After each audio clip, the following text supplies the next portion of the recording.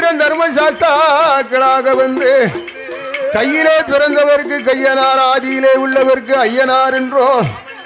அரிகர புத்திரன் தர்மசாஸ்தாவாக எப்படி அவதாரம் செய்தாரான அரிக்கும் சிவனுக்கும் அரிகர புத்திரன் தர்மசாஸ்தாவாக அனந்த பற்பநாத சாஸ்தாவாக இந்த பூலோகத்தில் எப்படி அவதாரம் செய்தார் தெரியுமா?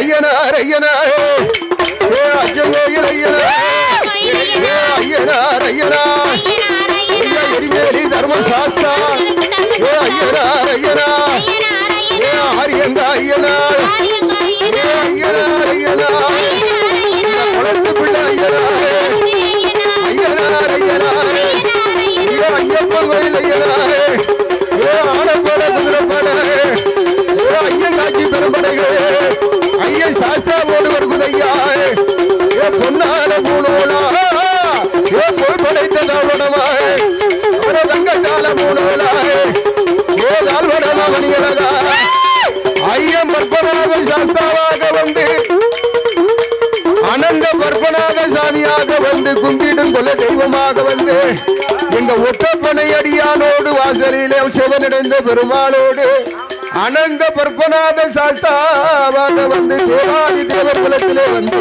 அமர்ந்தாரே.